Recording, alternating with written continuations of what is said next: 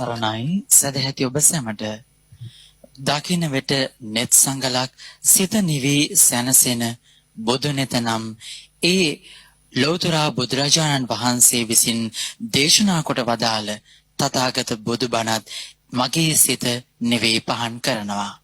ඒ උතුම් වූ සම්බුද්ධ භාෂිතයෙන් මිදක් අද දවසේදී සජීව ලෙසින් ඔබ අප හට දේශනා කරන්නට මේ පින්වත් පරිශ්‍රයට වැඩම කොට වදාළ ගෞරවනීය ස්වාමින් වහන්සේ කොළොන්නාව ශ්‍රී මහා බෝධි විහාරාධිපති පූජ්‍යපාද බොරැල්ලේ කෝවිද පින්වත් ස්වාමින් වහන්සේ අපි নমස්කාර පූර්වකව පිළිගනිමු. අවසරයි අපේ හාමුදුරුවනේ.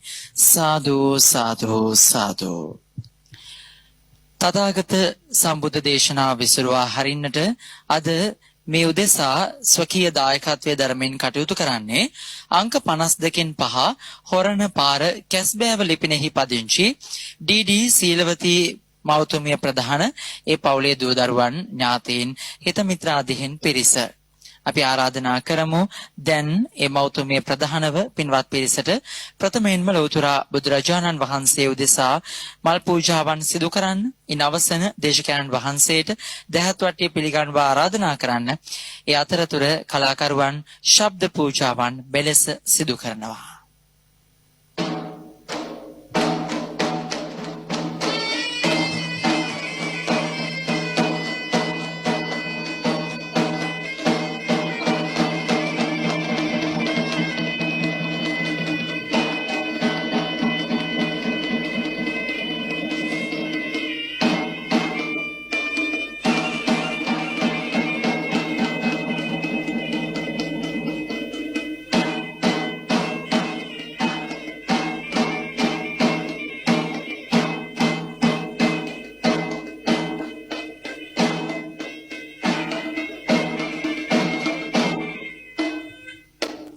සාදු සාදු සාදු.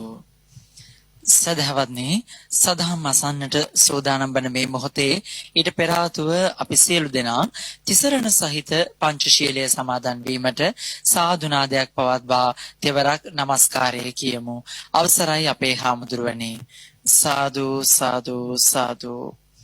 නමෝ තස්ස භගවතු අරහතෝ සම්මා සම්බුද්දස්ස නමෝ තස්ස භගවතු අරහතෝ සම්මා සම්බුද්දස්ස නමෝ තස්ස භගවතු අරහතෝ සම්මා සම්බුද්දස්ස බුද්ධං සරණං ගච්ඡාමි බුද්ධං සරණං ගච්ඡාමි ධම්මං සරණං ගච්ඡාමි ධම්මං සරණං ගච්ඡාමි සංඝං සරණං ගච්ඡාමි සංඝං සරණං ගච්ඡාමි ဒ ුතියම්පි බුද්ධං සරණං ගච්ඡාමි ဒ ුතියම්පි බුද්ධං සරණං ගච්ඡාමි ဒ ුතියම්පි ධම්මං සරණං ගච්ඡාමි ဒ ුතියම්පි ධම්මං සරණං ගච්ඡාමි ဒ ුතියම්පි සංඝං සරණං ගච්ඡාමි ဒ ුතියම්පි සංඝං සරණං ගච්ඡාමි තතියම්පි බුද්ධං සරණං ගච්ඡාමි තතියම්පි බුද්ධං සරණං ගච්ඡාමි තතියම්පි ධම්මං සරණං ගච්ඡාමි ධම්මං සරණං ගච්ඡාමි තතියම්පි සංඝං සරණං ගච්ඡාමි තතියම්පි සංඝං සරණං ගච්ඡාමි පානාති පාතා වේරමණී සික්ඛාපදං සමාදියාමි පානාති පාතා වේරමණී සික්ඛාපදං සමාදියාමි අදින්නා දාන වේරමණී සික්ඛාපදං සමාදියාමි අදින්නා දාන වේරමණී සික්ඛාපදං සමාදියාමි කාමේසු මිච්ඡාචාරා වේරමණී සික්ඛාපදං සමාදියාමි කාමේසු මිච්ඡාචාරා වේරමණී සික්ඛාපදං සමාදියාමි මුසාවාදා වේරමණී සික්ඛාපදං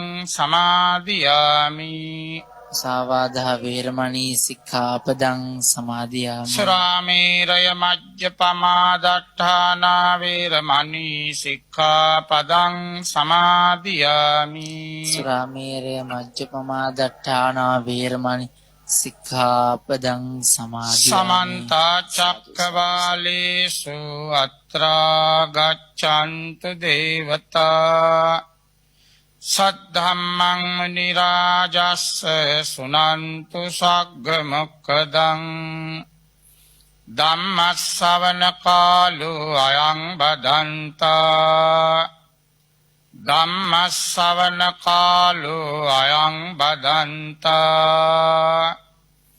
ධම්මස්සවන කාලෝ අයං බදන්තා නමෝ තස්ස භගවතු අරහතෝ සම්මා සම්බුද්දස්ස නමෝ තස්ස භගවතු අරහතෝ සම්මා සම්බුද්දස්ස නමෝ තස්ස භගවතු අරහතෝ සම්මා සම්බුද්දස්ස දසවිධ විපාකා අතං අදණ්ඩේසු දුස්සන්තස්සති.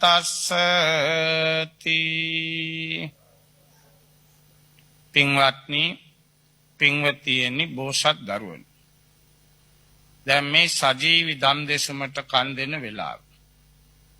අද රට දිහා බැලුවොත් තරම කවුල් සාගත බවක් කාටත් පේනවා. එදා බුදුරජාණන් වහන්සේ දේශනා කරපු දේවල් තමයි අද සිද්ධ වෙන්නේ.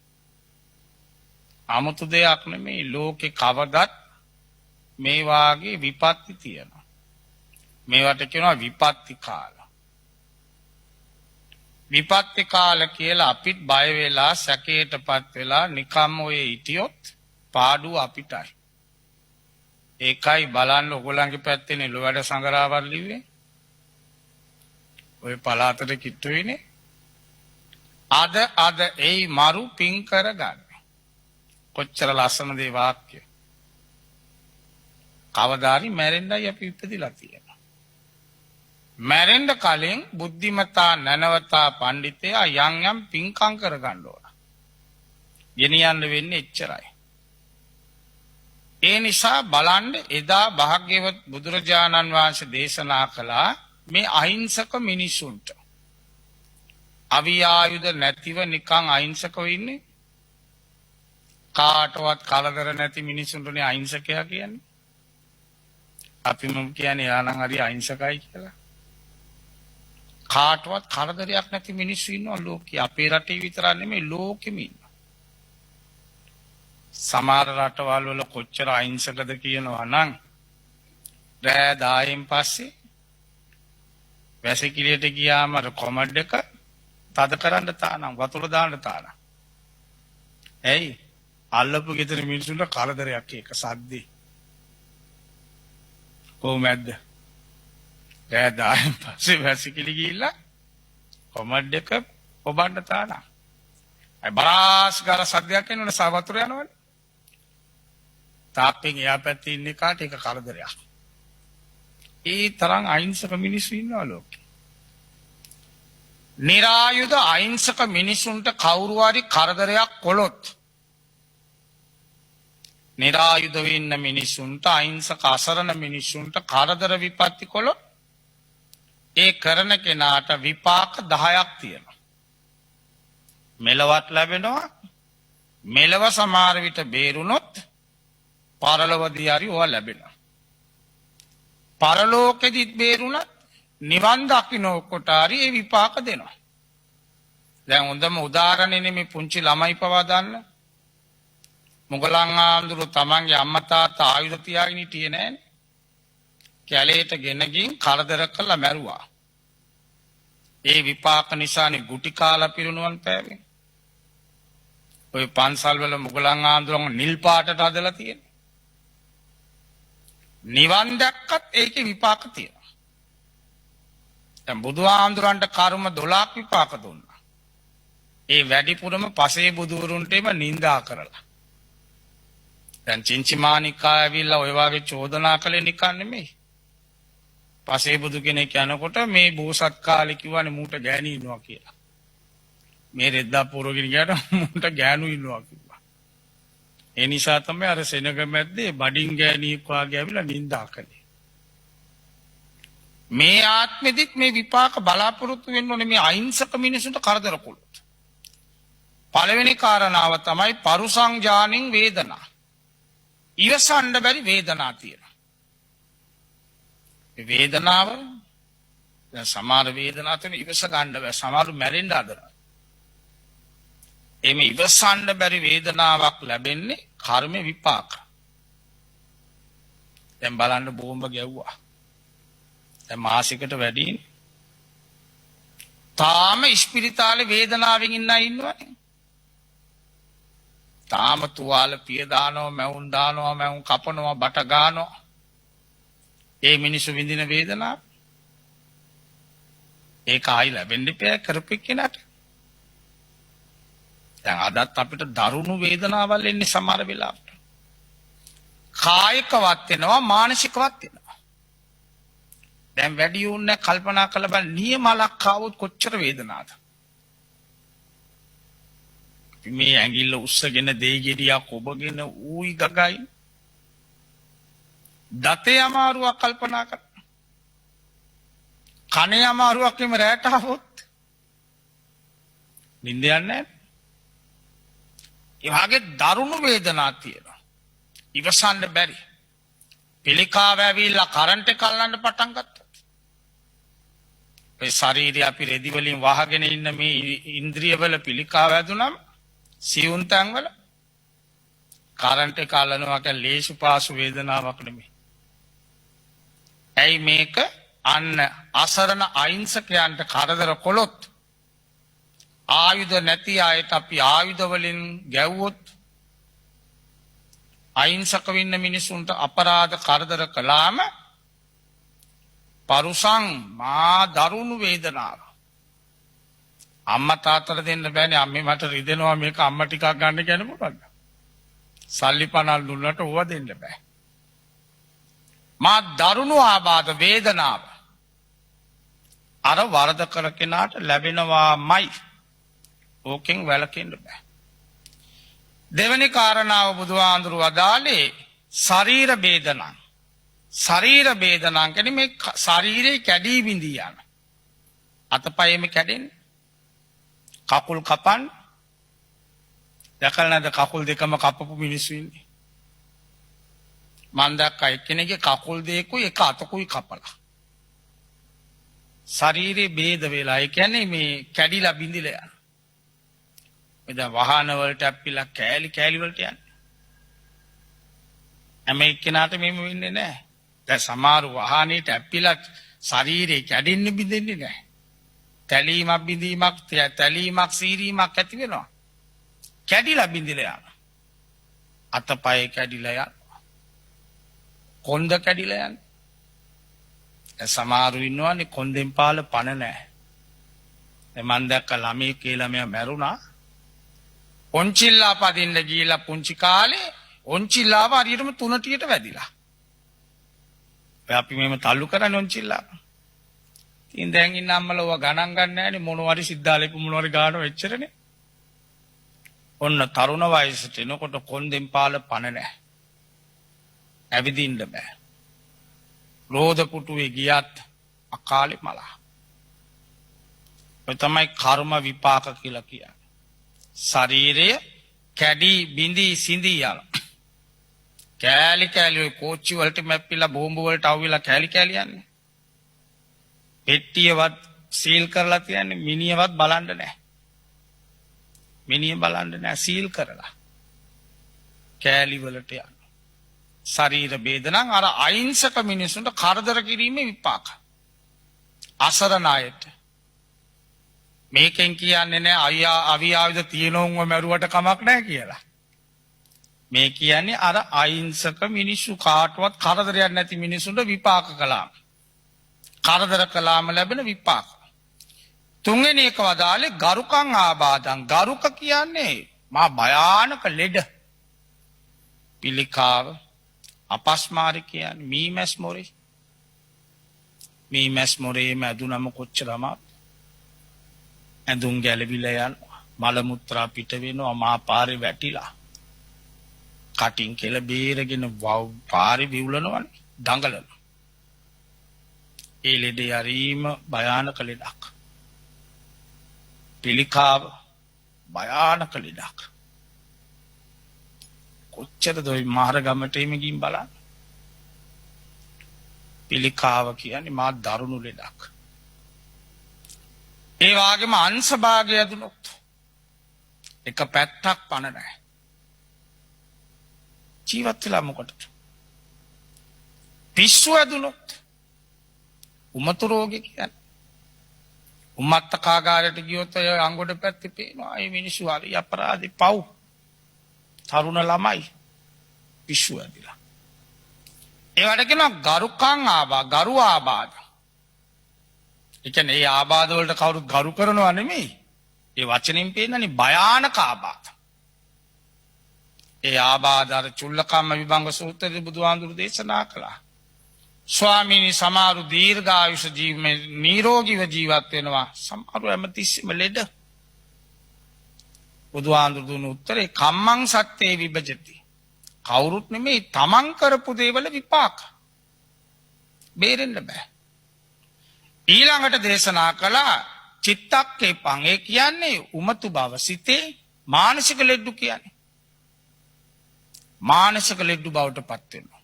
බලාගත් අලතේ බලාගෙන ඉන්නවා. සමහර ලෙඩුන් හිතා ගන්න බෑ. ඊට රූප වගේ ලස්සනයි බැලී නම් පිස්සෙක්.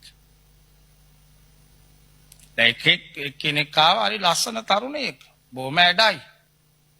බිස්කට් පෙට්ටියකුත් ගෙනාලා දීලා ඝනකාලා වැඳලා කිව්වා මේ අසවල් දවසේ ගෙදරක බණක් තියනව නේද? මම දිනපොත් අරන් බැලුවා. ඔව්. ඒ බණ නෑ. ඒ ගෙදර කරදරයක් නෑ කියන්න කිව්වා.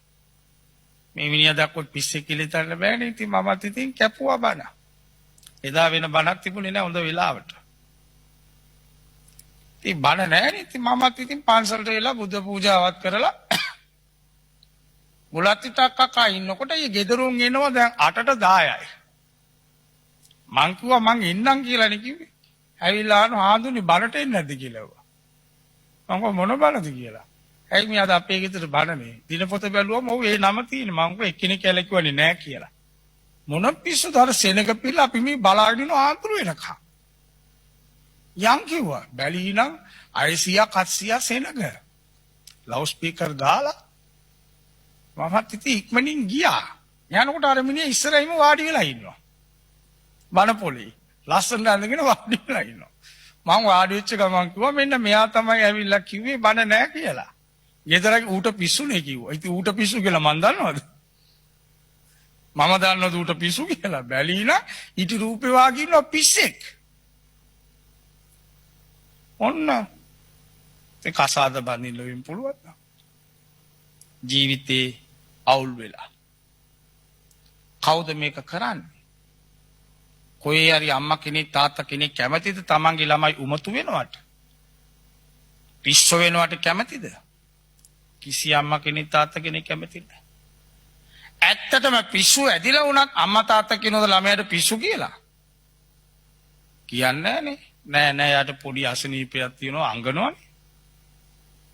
නමුත් අවිය ආයුධ නැති අසරණයන්ට අපි කරදර කළොත් මොන ආගම වේවා ජාතිය වේවා මිනිස්සුනේ බුදුහාමුදුරන්ගේ දේශනාව සබ්බේ සත්තා කැලේ ඉන්න සත්තු පවා මේ සත්තුන්ටවත් අවිය ආයුධ වලින් තලන්න හොඳ නැහැ ගන්න හොඳ නැහැ. ඔය අලින්ට එම කොච්චර වෙඩි තියෙනවද? ඌත් ආසයි ජීවත් වෙන්න. ඔය සමහර සත්තුන්ව රැට මන්ද ආදලා තිබ්බම කකුලයි ඉර වෙන්නේ. නැත්තම් මූණ ඉර වෙනවා. එලි වෙනකන් කෑ ගගා ඉන්නේ. එලි වෙලානේ කියලා ඌ අල්ලන්නේ. බෙල්ල ඉර වෙලා කකුල සමාට කකුල් කැඩිලා යන ඌ දඟලන දැඟලිල්ලට. කටයි දාන්නේ කැම තියනවා කියලා ඔම්බ ඉර වෙලා. උස්ම ගන්න බැරුව ඒවා කරනකොට හරි රසයි.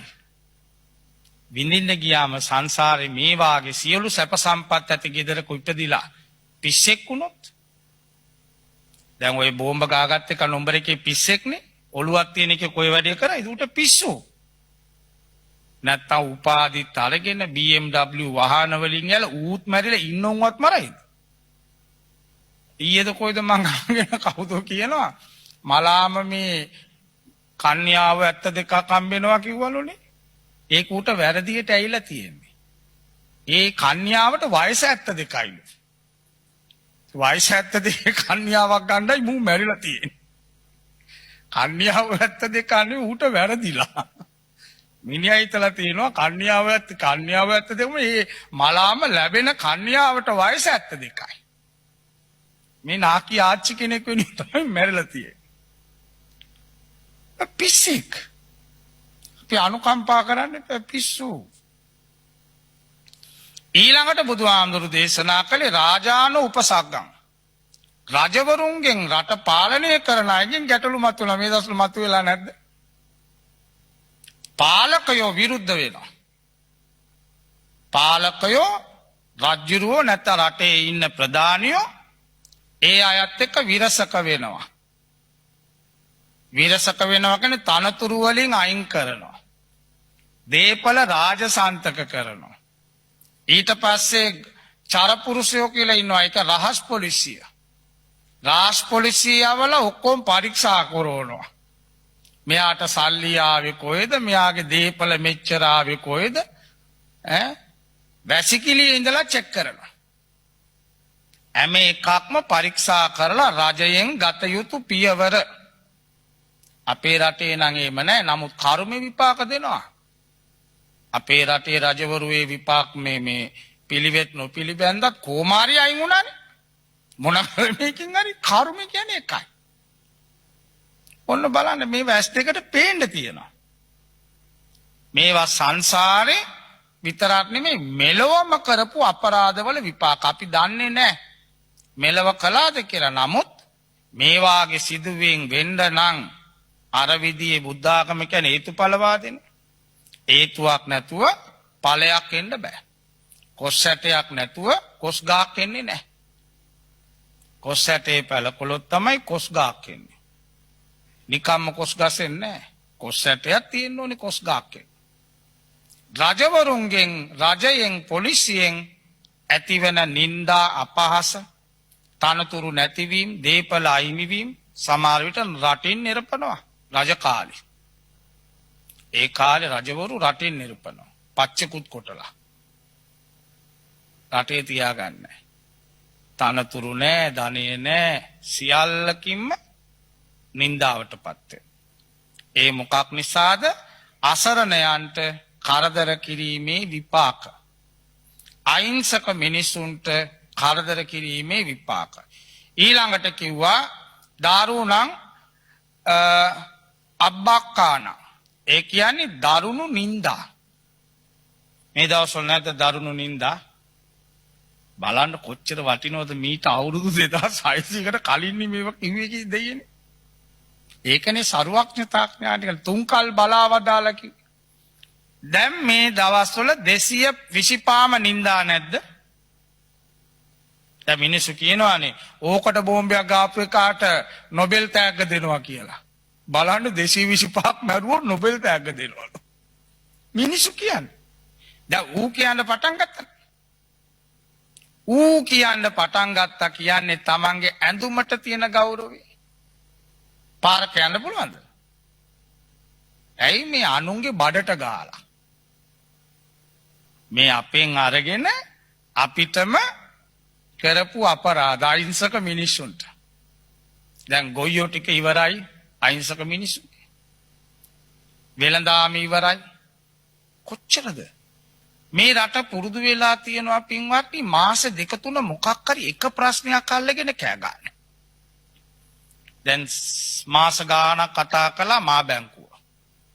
ඒකමයි මාතෘකාව. උදේ පාන්දර දාන ටීවී වල පත්තර වලින් මා බැංකුව ඔච්චරයි. මොකද්ද කියලා අපි දන්නවද? දැන් මාස ගානක් කතා කළා. අපි දන්නවද මේ රටේ මිනිහෙක් කොච්චර නැති වුණාද කියලා? කවුරු හරි දන්නවද? උන් කතා කරගන්න. ඊට පස්සේ මාස දෙකක් විතර මා කඳුරේ මදුෂ් ටීවී දැම්මුත් මදුෂ් කටපාඩම් වුණා. ඌ වීරයෙක් වුණා ලංකාවේ. හැමදාම මා කඳුරේ. ඒ උංග ගෙනියලා පිටකොටුවේ බස් ස්ටෑන්ඩ් එකේ දැම්මනම් බස් එක හොඳට දුවයි. උදේ නම් මා කඳුර පිටකොටුව කිව්වනම් බස් එක ගියරි සෙනග නැගි. ඊළඟට මාස ගානක් සාරාන්. ඊට කලින් පාස්කු ඉරිදා. කාදිනල් මාස ගානක් මාතෘකාව. දැන් මේ ටිකේ රතන මේ ටිකේම මාතෘකාව රතන ආදුරු. ඊට කලින් ගලගොඩත්තේ ආදුරු. මොකක් හරි තියෙනවා මාස ගානකට නිවුස් එකක්. එක දවසකට නෙමෙයි. තව ප්‍රශ්නයක් එනකම්ම අරක තමයි සෝද මඩේ දාන. සෝද මඩේ දාන. එපා වෙනවනේ යාගිනේ. උදේ ටීවී එක දැම්මට පස්සේ බලන්න උදේ පාන්දර උදේ පිරිත් ටිකක් යනවා. ඊට පස්සේ යනවා උදේ පාන්දර ධර්ම මොකක් හරි බණ ටිකක් යනවා. ඊට පස්සේ හැමේකීම තරගෙට පත්තර කියවන උන් ටික අපිට කියවන්න දෙයක් නැහැ උන් කියවලා ඉවරයි. ඉතින් මොකටද දන්නේ මේ ලේක් හවුස් එකේම පත්තර අච්චු ගන්න. දැන් ළමයෙකුට කියවන ආසාව නැහැනේ. බාලයෝ මෝඩයෝ කරනවා. ළමයින්ට කියවීමේ ආසාව නැති කළා. ටීවී එකකින් පත්තරේ කියන්න ඕනේ නැහනේ. පත්තරය සල්ලි දීලා දැන් ගන්න ඕනක් නැහනේ. ඉස්සර මිනිස්සු පත්තරේනේ උදේ පාන්දර නැගිට ගමන් කියවන්නේ. දැන් දෙයනේ කියවන්න දෙයක් නැහැ. ඔක්කොම අර ඇස්පේන් නැති අයට හොඳයි ඕක. ඇස්පේන් නැති අන්ධයන්ට ටීවී එකේ ආගෙන ඉන්න පුළුවන්. ඊට පස්සේ ඔන්න යනවා කේන්දරකාරයෝ තරු පෙන්නනවා. මේ පංචස්කන්ධයකට ආකාශෙන තරු වක්කර වෙලාලු අරව වෙලාලු තව එකේ වාලම්පූරි තියන උදේ පාන්දර ඒකගේ කතා. පැය ගානක් ඒක. ඊළඟට මොකෙක් හරි උයනවා. අපි උයන්න දන්නේ නැද්ද? උන් උයනවා. ඊට පස්සේ මෙගා නාට්‍යයක් යනවා. ගෑනු එකපාරට නයි වෙනවා. ඇත්තට ගෑණියෙක් නයකුණු කොහොමද? මේ ළඟින්වත් ඉන්න පුළුවන්ද? ගේම විනාශයිනේ. මොන මොහොතේ නයි වෙයිද? ළඟ බුදියන්න පුළුවන්ද ගෑණියෙක් ණයක් වෙනවා නම්? ආපෝ විනාශයි. ඊට පස්සේ චිත්‍රපටියක් යනවා. දවල්ට ඒකත් බාන. ආයි උයනවා තුනෙන් පස්සේ ටීවී එකේ එක જાති උයා පෙන්නන ඒවා මෙලෝ යකෙකුට කණ්ඩ බෑ. උන් පෙන්නුවට කණ්ඩ නම් බෑ. මොකද්ද මේ පෙන්නන්නේ? හොඳ දෙයක්, සාරවත් දෙයක්, අර්ථවත් දෙයක්. ළමයෙකුට ඉගෙන ගන්න දෙයක්. ඒ පිටරටවල් වල බලන්න ඩිස්කවරි කියලා පෙන්නනවා. කැලේ සත්තු ගැන. කොච්චර මූදු පතුල ගැන පෙන්නනවා. කොච්චර ලස්සනද ඒවා. දන්නේ නැතිව ගොඩාක් ඉගෙන ගන්න පුළුවන්. දන්නේ නැතිව ඉගෙන ගන්න. ඒ නිසා මෙන්න මෙතනදී වදාලේ දරුණු නින්දා. ගෙදර නෝනාගෙන් නින්දා මාත්‍යාගෙන ළමයින්ගේ. අම්මා තාත්තා වැරදියක් එහෙම දැන් මේ දවස්වල ඔය උන්ට කොහොම නින්දා ඇද්ද ගෙවල් වල. බයිනවනේ අපිට පාරේ යන්න නැහැ මේක නිසා ඉස්කෝලේ යන්න නැහැ විශ්වවිද්‍යාලේ යන්න නැහැ. යනකන් ඉඳලානේ මිනිස්සු කියන්නේ මේ යන්නේ අරුගේ පුතා අරුගේ දුව කියලා මිනිස්සු එහෙමනේ කියන්නේ. පවුලක්ම විනාශයි. පත්තරවල ජනමාධ්‍යවල ඒ චරිතෙක් පෙන්න නින්දා කරනවා. මිනිස්සු සාප කරනවා. පාරක තොටක යන්න බෑ. ඊළඟට මොකද කරන්නේ? කතා කළාම ටෙලිෆෝන් එක උස්සන්නේ නැහැ. ලැජ්ජයි. ලැජ්ජ විය යුතු තැන ලැජ්ජ වුණා නම් බය විය යුතු තැනයි බය වෙන්න ඕන. ලැජ්ජ විය යුතු තැන අපි කවුරු ලැජ්ජ වෙන්න ඕන. බොරු ලැජ්ජාව අවශ්‍ය නැහැ. පවට ලැජ්ජයි. පවට බයයි. අවියායුධ නැති අහිංසක මිනිහෙකුට අත උස්සන්න ලැජ්ජ වෙන්න ඕන. ඉස්සර මිනිස්සු කියන්නේ චණ්ඩියෝ එහෙම කියනවා. ගැරන්ටි මාරලා පව් පුරව ගන්න එපා කියලා කියනවනේ.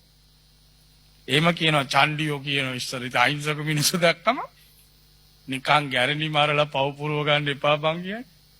ඇයි ගැරන්ටි හරි බයයිනේ. පුංචි දෙයට පණ කඩාගෙන දුවනවා. ගැරන්ටි හරි බය සතෙක්. ඒ වාගේ අහිංසක අසරණ මිනිසුන්ට කරදර කළොත් නින්දා ලැබෙනවා, මෙලොවත් ලැබෙනවා, සංසාරේ පුරා ලැබෙනවා. දැන් බුදුහාන්ට ගෑනු ඉන්නවා කියලා නින්දා කළේ ඒකනේ. බුදුහාඳුරු මාපාරයදී බේබද්දා කියලා නින්දා කළේ. සංසාරේ අර අහිංසක පසේ බුදුවරුන්ට කරපු නින්දාව. කයෙන්ම කරන්න ඕනේ නෑ, කටින් කියන වචන තියෙන. අම්බපාලි ගණිකාවුනේ ඇයි මා රහත් මේනින් වහන්සේ නමකට ඒ වචනින් බැන්නා. නරකම වචනයක් තමයි කටින් පිට වෙන ওই වචනේ. ඔන්න නින්දා කියන්නේ ඒකට. ඊළඟට බුදුහාඳුරු දේශනා කළේ ඥාති පරික්කයන් කියලා ඥාතීන් නැති වෙනවා. දැන් ඉරේ විලංගු වැටුණොත් බැඳපු නෝනා ගෙදර දැන් පිට රටකට එම ගිහිල්ලා ඉරේ විලංගු වැටුණොත් කිසි කෙනෙකුට ගලව ගන්න බෑ.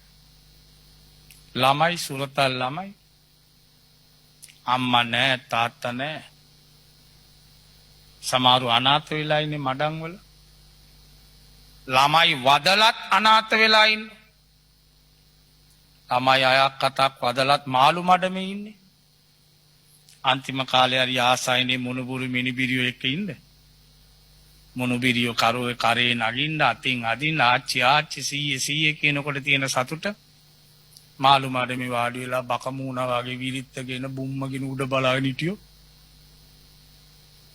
එහෙම නැද්ද කියලා බලන්න. හොඳට හම්බ කරලා ඔක්කොම කරලා අන්තිමට කවුරුත් නැහැ. දැන් බලන්න. නුවරඑළියේ විනෝද වෙන්න ගින් එනකොට බස් එක ඇප්පුණා. එක තැන 10ක් මලා. දෙන්නයිද කොයිද ඉතුරු උනේ? දැන් ඒ අයට අර ඥාති නැති වුණා. අප්‍රේල් මාසේ එනකොට ඒ අයට සතුටු වෙන්න පුළුවන් දෙයියනේ 10ක් මලා එක ගෙදර මිනි පෙට්ටි 10ක් තිබ්බොත් ශාලාවේ කොහොමද දැන් ඔන්නේ ඒකනේ මේ ප්‍රශ්නේ දරුණු උනේ එකතන වඳින්න ගිය පවුලේ භාගයක් එකට මැරිලා තාත්තා බේරුණා පොඩි ළමයාත් එක්ක අම්මා මැල්ල දැන් මේ ළමයාට කිරි දෙන්නේ කවුද කිරි දෙන්නේ කවුද ඒකයි කියන්නේ ඥාති නැති වුණාම ප්‍රේමතෝ ජායති ශෝකෝ ආදරය කරන අය නැති වෙද්දි මා ශෝකයක් ගෙදර මැරෙනකම්ද සුනාමි බලන්න යුද්ධේ කාලේ කොච්චරද ඔය අපි දැන් කතා නොකලාට මොනතරම් තරුණ කාන්තාවෝ ඉන්නවද මේ තරුණ උඳ වයසේදී ස්වාමියා මැරිච්ච යුද්ධෙදී තරුණ වයසේ ස්වාමියා නැත්තම් අත දරුවා එක්ක ඒ දරුවා නිතර තාත්තේ ගානකොට කොහොම වේදනාවක් ඇද්ද මේවා නිකන් වෙනවත් නෙමෙයි එක පැත්තකින් මේ කියන්නේ කර්ම විපාක කල දේ ඵල දේ මම ඒ වාගේ අසරණ මිනිහෙක්ව මරලා පවුලක් අනාථ කළොත් ඒ මිනිස්සු මට ශාප කරනවා ඒ මිනිස්සු ශාප කරනවා ඒ වේදනාව මට විඳින්න වෙනවා. ඒකයි මෙතන කිව්වේ. ඥාතීන්ගේ වෙන්වීම සිදු වෙනවා. ඊළඟට දේශනා කළා භෝග පබංගුරං. ඒ කියන්නේ භෝග දීපල.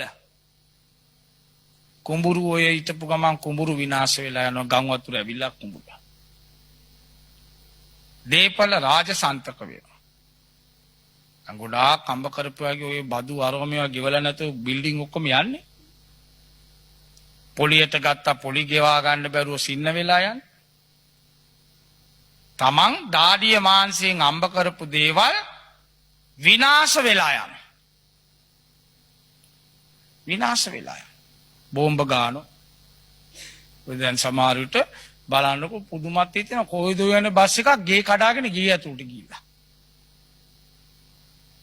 ගේ චප්ප වෙලා රත වහන ගිනි ගන්නේ විනාශ වෙලා යන්නේ භෝග නැති වෙලා විනාශ වෙලා යන්නේ අමාරුවෙන් අම්බ කරපුවා ඇයි මේ අර අහිංසක මිනිසුන්ට කරපු අපරාධවල විපාක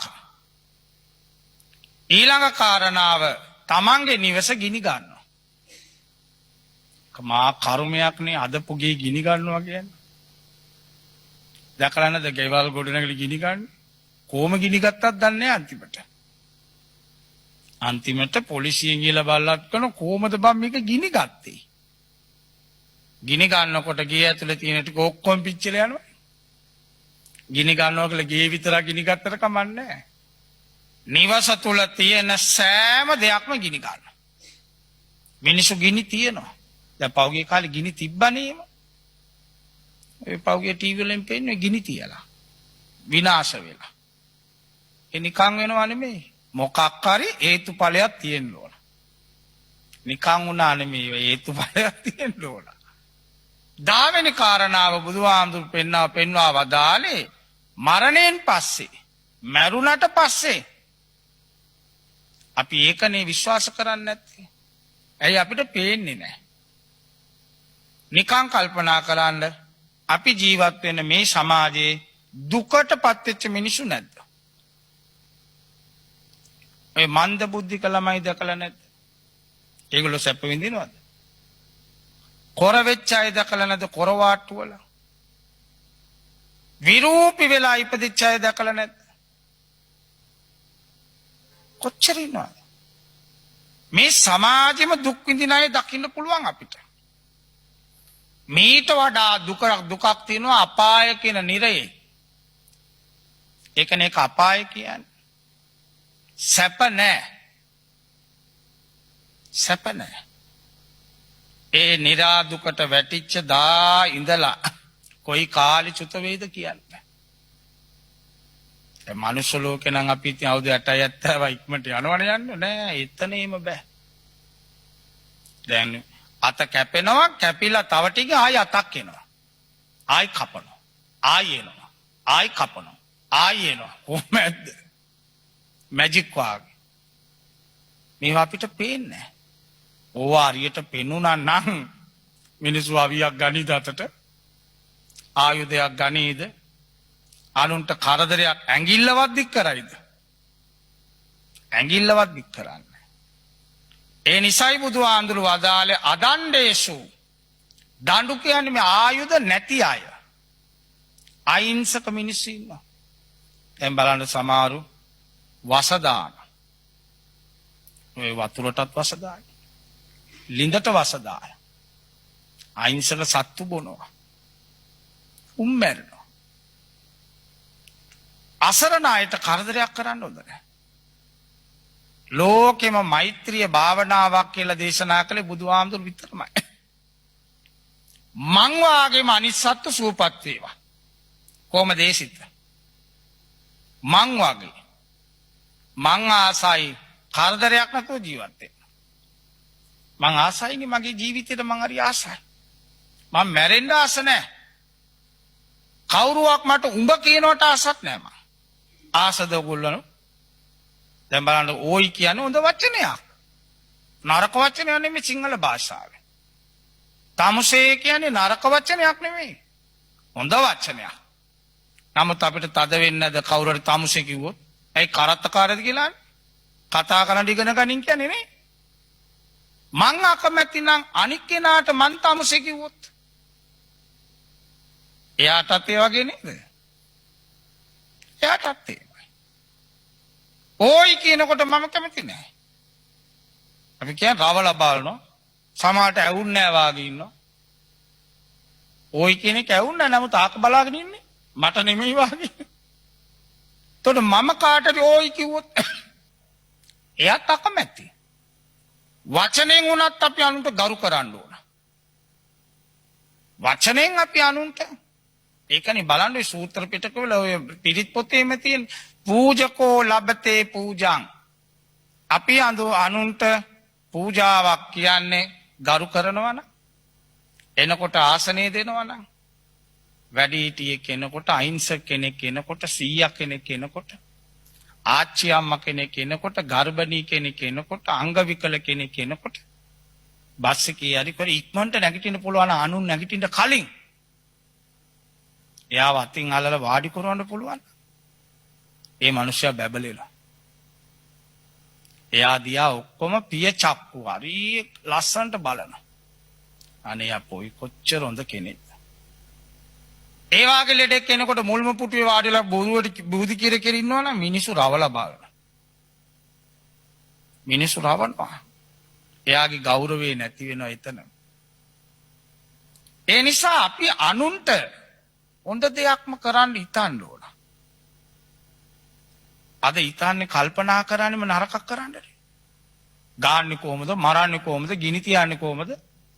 ඒකනේ ওই බොරු කට කතා යවන්නේ. හරියට බොරුවන්නේ යන්නේ. එහෙම බොරුවෙන් අනුන්ට නිନ୍ଦා කරදර කරන අයටත් මේ විපාක ලැබෙනවා. සමහරු ඔය ෆෝන් එක තියාගෙන කොල්ල කෙල්ල කොටන්නේ මේ නිකන් හොඳ ඒවා නෙමෙයි. උන් කොටලා පෙන්නනවා වෙනම දෙයක්. කියපු හොඳ ටික පෙන්නන්නේ නැති ඕන නැති ටික විතරක් ඒක විතරක් ලොකු කරලා පෙන්නනවා. හොඳ ටික පෙන්නලා නැහැ. ඒ නිසා තමයි බුදුහාමුදුරු දේශනා කළේ. අදණ්ඩේසු අසරණ අයට කවර විදියකින්වත් වරදක් කරන්න ඊනකින්වත් හිතන්න එපා. එහෙම අපි කල්පනා කළොත් අපිට ආනිසංස 10ක් ලැබෙනවා. බලන්නකො මේ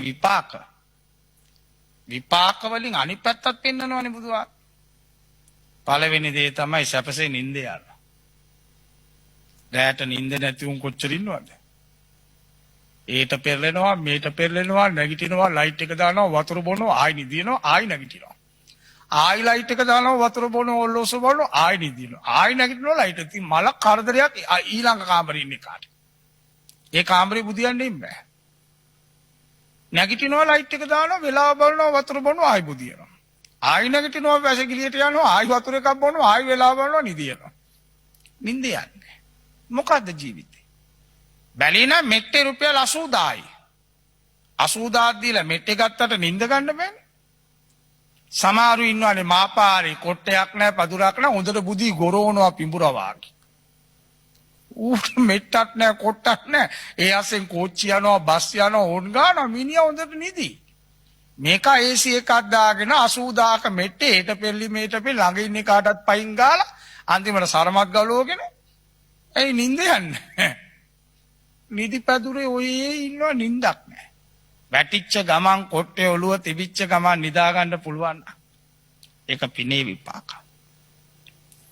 සුඛං පටිබුඤ්ජති පාන්දර මල් පිපුණා වගේ නැගිටින්න ඕන. අද ඉස්කෝලේ යන ළමයි උදේ කූද්ද ගන්නනේ අමාරුද?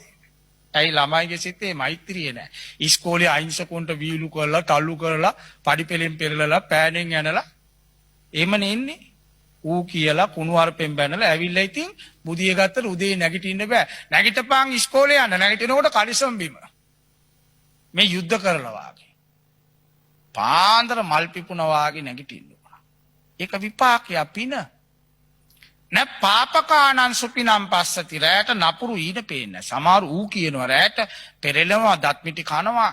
අනේ ගාන්න එපෝ ගානවා. සමහරු බය වෙලා කෑ ගන්නවා. කෑ ගහගෙන නැගිටිනවා. ගෙදර ඉන්න ඔක්කොම ලයිට් දාගෙන දුවගෙන එනවා මූ ආයි නිදි ගොරෝ. බය වෙලා.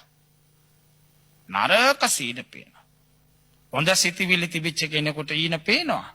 චෛත්‍ය මල්වත්ත හොඳ ඒවා පේන්නේ බය වෙන ඒවා නෙමෙයි. මේකෙන් පේන්නේ මොකද ගින්දර කකුලෙන් යදන් යනවා භූතයෝ බෙල්ල කපනවා කණෙන් අදිනවා දත් ටික බට්ට යන්න දෙනවා වගේම පේනවා ඊනේ. ඔය දැක්කම ඉතින් බය වෙනවා. මොකවන්නෝ විප්පසීදති අහිංසකයන්ට අසරණයන්ට කරදර නොකර කෙනාගේ මූණ දැක්කම කියන්න පුළුවන්. ඒකනේ අපි කියන්නේ යානම් හරි අහිංසකයි. කාටවත් කරදරයක්. හරි සිරියාවන්තයි නේද කියලා කියන්නේ. යනකන් ඉඳලා කියනවනේ දේව. ඔය ගෑඩුවෙක තුනම කියනවා පන්සල ළඟ බෝධිය ළඟ හරි මේ යනකන් ඉඳලා කියන්නේ. යානම් හරි පින්පාටයි නේද නා. බලපංකො සිරියාව. අරීම වාසනාවන්තයි. ඒ මූණෙන් පේන්නේ. දැන් පින් කියන්නේ සුදු පාටද? පින් කියන්නේ කළු පාටද? පින් කියන්නේ තලෙලුද? පිනට පාටක් නැහැ. ඒ මූණ දැක්කම ඉතින්. මේ අහිංසකයි. හරි ලස්සනයි කියලා කියන්නේ. අන්න පිනේ විපාක. ඊළඟට භාවනාවක් එහෙම කරන්න වාඩි වුණොත් ඉක්මනට සිත සමාධි වෙනවා. ඒක අරමුණක තියාගන්න පුළුවන්. දැන් බලන්න කෝච්චියේ බස් එකේ සමහර පොත් කියවනවන්නේ ඒක ලේසි වැඩක් නෙමෙයි. කෝච්චියේ බස් එකේම පොතක් කියවන්න පුරුදු වෙනවා කියන එක ලේසි වැඩක් නෙමෙයි. වාහනේ ගැස්සෙනවා. විවිධ ඒවා වටපිට පේනවා. නමුත් ඒක අරමුණක තියාගෙන මේ පොත කියවන්න පුළුවන්කම ලැබෙන්නේ පින නිසා. මේ කාටම බෑ. අපි නම් ඉතින් කෝච්චියේ බස් එකේ වඩලා අනුන්ගේ පස්ස බලාගෙන ඉන්නේ. ඒකටනේ ආස කරන්නේ අරින් බලනවා මීන් බලනවා. වැදගත් කෙනෙක් හොඳට පත්තරයක් කියවනවා පොතක් කියවනවා. ඒ පොත තුලට රිංග ගන්න. ඒ පොත තුලට රිංග ගන්න. ලේසි නෑ. ඒකයි කිව්වේ තුවටං චිත්තං සමාධියති. බණ පොලක වාඩි වුණොත් බණ ඉවර වෙනකන් බණටම සිත යොමු කරගෙන ඉන්නවා. රේඩියෝ එකේ බණ යනවා නම් බණ ඉවර වෙනකන් වෙන සිතවිල්ලක් නැහැ. ඒ අරමුණට ඇතුල් වෙනවා. ඒක පිනේ විපාක. දුවනවා නම් සිත ඒක තමයි අර අනුන්ට කරදර කිරීමේ චිත්තවිකේ මේ කිව්වේ. පිස්සුනේත විසිරෙනවා. විසිරෙන්න නෙදී එක තැනක තියාගන්න පුළුවන්. ඒ නිසා අවි ආයුධ නැති නිරායුධ අහිංසක අසරණ මිනිසුන්ට යමෙක් ඕන කමින් ඉතලා මතලා කටින් හරි කයින් හරි ලියමනකින් හරි ෆෝන් එකෙන් හරි චරිත ඝාතන කරනවා කිය. අනුන්ට කරදරයක් කොළොත් ඒ විපාක තම පසුපස එන එක වළක්වන්න බෑ. එනවා ක්‍රම 10කින්. ඒ ක්‍රම 10 තමයි කෙටියෙන් ඔය මතක් කළේ. දැන් වෙලාව ඉවරයි. දැන් කල්පනා කරන්න ඕන අපේ කැස්බෑව ලිපිනේ පදිංචි ඩී.ඩී. සීලවති උපාසිකා මාතාව ප්‍රමුඛ දූ දරුවන් විසින් තමයි පින්කම සිද්ධ කරන්නේ. මේ සජීවී බණක් කරන්න ලැබෙනවා කියන්නේ ජීවිතේ හරි වාසනාවක්. මිනිස්සු කොච්චර බලාගෙන ඉන්නවද? සමහරව ඇවිල්ලා කියන්නේම අවසාන කැමැත්තත් ඕකයි බණක් කියාගන්න. ඉතින් සීලවති අම්මා දූ දරුවෝ එකතු කරගෙන මේ පින්කම කරන්න අවස්ථාව උදා කරගත්තා. ඒ පිනත් අපේ දරණගම කුසල ධම්ම නායක ආඳුරන්ට උන්වහන්සේ මේ වාගේ තැනක් ගොඩ නැගුවා. ඒ නිසා තමයි මේ ධර්මය අපි බෙදා දෙන්නේ. ඉතින් වර්තමාන විහාරාධිපතින් වහන්සේත් දාසකුත්කම් කටළු මැද්දේ කිසි අඩුවක් නැතුව දරණගම නායක ආඳුරු කරගෙන ආපු වැඩපිළිවෙල උන්වහන්සේ මේ තරුණ ළමයි ටික එකතු කරගෙන බෞද්ධ නාලිකාවේ මේ තරම් ශක්තිමත් වෙන්න එක කරුණක් තමයි මේ තරුණ ජවය. මේ තරුණ ළමයි මොන තරම් කැපවීමක් කරනවද කියන එක හැමතිස්සෙම බනට එන අපිට පේනවා. ඒ නිසා ඒ සියලු දෙනාටම සෙත්පතන ගමන් ආර්.පී. ධර්මසේන පියාණන්ට පින් බලාපොරොත්තුවෙන් සිටින පරලෝ සැපත් සීලවතී මෑණියන්ගේ අම්මලා තාත්තා ආච්චිලා සීයලා කොච්චර මැරෙන්නද? ධර්මසේන මහත්මයාගේ අම්මලා තාත්තලා ආච්චිලා සීයලා සත්මුතු පරපුරක් වෙනවානේ. වාඩි වෙලා ඉන්න ඔබෙත් කුල පරපුරේ මියගිය සෑම දෙනාට උතුම් නිවන් සුව ලැබේවා කියලායි ප්‍රාර්ථනා කරන්නේ. ඩී.ඩී. සීලවතී මෑණියන් වහන්සේට නිදුක් නිරෝගී දීර්ඝායු සම්පත් නිරෝගී සම්පත් ලැබේවා කියලා ප්‍රාර්ථනා කරනවා. දේශකයාණන් වහන්සේට බුද්ධ ශාසනය රැක ගැනීමට සේවය කළ අපවත් වී වදාළ සියලුම ස්වාමින් වහන්සේලාට රටදැය වෙනුවෙන් මියගිය සහ ආබාධිත රණවිරුවන්ට ධර්ම දේශනාවට සහභාගී වූ සියලු දෙනාට ධර්ම දේශනාව ශ්‍රවණය කළ ලංකාවේ මිනිස්සු විතරක් නෙමෙයි ලෝකේ ගොඩාක් මිනිස්සු සමහර අය පුරුදු වෙලා ඉන්නවා 3:45 වෙනකොට ටීවී එක ළඟ වාඩි වෙලා අද කවුද සජීවී බණ කියන්නේ කියලා බලාගෙන ඉන්නවා. සමහරු ටීවී එක ළඟ ඉන්නේ අද බණ යනවනේ සජීවී බණ බලන්න. ඒ ධර්ම ශ්‍රවණය කරපු සෑම දෙනාට සෙත්පතනවා. විශේෂයෙන් ඊයේ අපවත් වුණ අපේ සිංගප්පූරුවේ ලංකාවේ කීර්තිය ගෙනිච්ච ආම්දුරු නමක් අවුරුදු 90ක් විතර ඇති වයස පාතේගම ඥානාරාම නායක ආම්දුරු පිටකොටුවේ පූර්වාරාමේ ගුණසිංහපුර පන්සල. ඔය පිටකොටුවට එන ආම්දුරුගොල්ලෝ ඔක්කොම ඔතන තමයි දානේ වල දාන්න වැසිකිලි කැසිකිලි යන්නේම යන්නේ. හරියටම බස් හෝල් එක කිට්ටුවනේ. පිටකොටුවට එන ආම්දුරුගොල්ලෝ ඔතනට ගිහිල්ලා තමයි මූණකට සෝදගෙන වැඩ කරන්නේ. ඒ නායක ආම්දුරු ලංකාවේ විශ්වවිද්‍යාල උපාධිය අරගෙන සිංගප්පූරුවේ විශ්වවිද්‍යාලයේ කුලපති වුණා. චීන මිනිස්සු යාන්ට එන්න දුන්නෙම නැහැ. චීන මිනිස්සු යාන්ට ඒ තරම් ආදරේ අපවත් වෙනකන් තියාගත්තනේ. එන්න දුන්නේ නැහැ. ඒ මොකද අපිට ආම්දුරු වුණා. ඒ නිසා උන්වහන්සේ අපවත් වුණා. දැන් ලංකාවට ගෙනේ ඒ තරම් සුවිශාල පාලි භාෂාවෙන් ඉංග්‍රීසි භාෂාවෙන් චීන භාෂාවෙන් චීන මිනිස්සුන්ට උගන්වපු පාලි භාෂාව බුද්ධාගම චීන මිනිසුන්ට උගන්වපු ආම්දුරු. ඒ නිසායි අපේ නායක ආම්දුරු පාතේකම ඥානාරාම නායකාන්ටත් උතුම් නිවන් සුව ලැබේවා කියලා අපි ප්‍රාර්ථනා කරමු. දෙවියෝ මේ පින්දක සතුටු වේවා, ඔබ අප රකීවා, දෙවියෝ නිවන් දකීවා. සීලවතී මෑණියෝ ප්‍රධාන දූදරු පිරිස දෙවියෝ ආරක්ෂා කර දෙත්වා, මේ රට ජාතිය රැකදේවා, දෙවියෝ නිවන් දකීවා කියලා පින් දෙමු. ආකාසට්ටා ච බුම්මට්ටා දේවා නාග මහිද්దికා පුඤ්ඤන්තං අනුමෝදිත්වා චිරං රක්칸තු ශාසනං චිරං රක්칸තු දේශනං චිරං රක්칸තු ත්වං සදා. සීලවතී මෑණියෝ ඇතුළු ඔබ අප සෑම දෙනාට උතුම් නිවන් පිණිස මේ පිනත් පාරමී වේවා කියලා සාදු කියන්න. සාදු සාදු සාදු. සදහවත්නි, පුරා පැයක් ජීවිතයේ අවබෝධය සොයන, ජීවිතේ පිරිසිදුව ගත කරන්නට උත්සාහ කරන ඔබ වෙනුවෙන්ම ගෞරවනීය ස්වාමින් වහන්සේ ඒ මඟ ඔබ අපට කියා දුන්නා සාදු ජීවිතයක් වෙනුවෙන්. ඉතින් ඒ ගෞරවනීය ස්වාමින් වහන්සේට පුණ්‍ය අනුමෝදනාවන් සිදු කරමින් දැන් පරිස්කාර පූජාපන් සිදු කරන්න අද සජීව සූත්‍ර දේශනාවේ දායකත්වයෙන් කටයුතු කළ පින්වත් හැම දෙනාටම අපි ආරාධනා කරමු. ධර්ම දේශනාව පවත්වා වදාළේ කොළොන්නාව ශ්‍රී මහා බෝධි විහාරාධිපති පූජ්‍යපාද බොරැල්ලේ කෝවිද ගෞරවනීය ස්වාමින් වහන්සේ. ස්වාමින් වහන්සේට නිදුක් නිරෝගී චිරජීවනයේ සලසේවා.